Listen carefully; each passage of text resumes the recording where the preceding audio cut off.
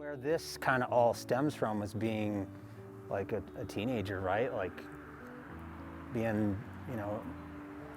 probably 11, 12 years old, skateboarding around here and getting into trouble, and having that dream of, just being able to do art. So my name is Santiago Jaramillo. I'm a third generation Westwood resident, co-founder and co-director of D3 Arts. I started painting when I was about 12 years old because I was watching some documentary thing on PBS or whatever, and I just thought whatever that guy was doing was super cool, so I tried it. So I do murals, I do paintings, a lot of graphic design, screen printing, sculptures. I make drums, like traditional drums, like we literally hollow out a tree trunk, and then that's a drum that we use for Aztec dancing.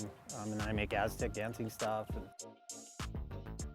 I've been doing Aztec dancing for quite a while, and it changed my life, right? Like understanding that actually my ancestors are from here, I consider myself Mexican American or Native American. I'm learning the history, the true history of who I am, my family's lineage, and so what I thought was I wanted to make that stand out in where I grew up, because around here it's primarily Mexican American people. So to be able to showcase our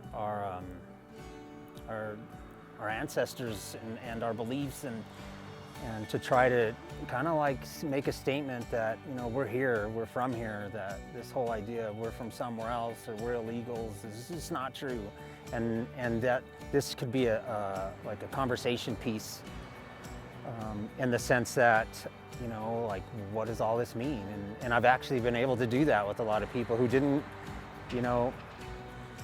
understand that before, because unfortunately our history isn't taught to us, and even people from Mexico don't realize, like, hey, you're indigenous, like this is yours from a long time ago. So that's the inspiration for this.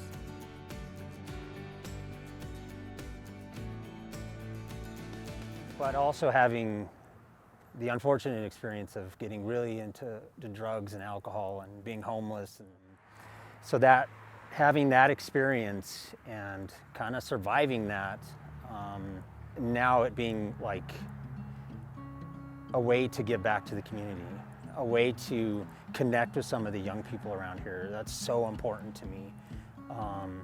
And being from here and seeing like kids who are having issues, and talking to people who I grew up with, like even my friends, who understand now that I'm sober. I've been sober 14 years, and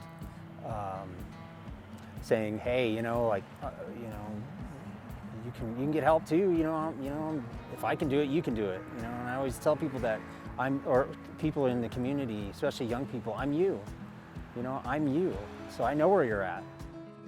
To be able to say, look what art did for me, and it can really do this for someone, because before D3, I was living off my art. That was how I made a living. So to say, hey, now I can show somebody who's like me, who's young, who's maybe interested in art, who's at that crossroads. Because I do remember being at that crossroads of like, I could turn into this guy, or I could turn into this guy, and I chose the wrong direction.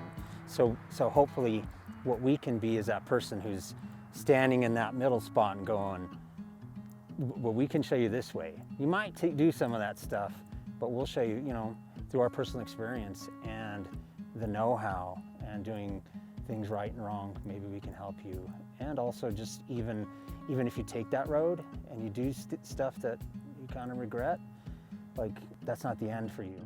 This used to be a junkyard, and that building, there used to be a building right there, and we would just break the windows, and so it's kind of like a full circle type of thing, right? Like I destroyed it, and now I got to be one of the people who helped, to some degree, bring it back up. It's been really rewarding.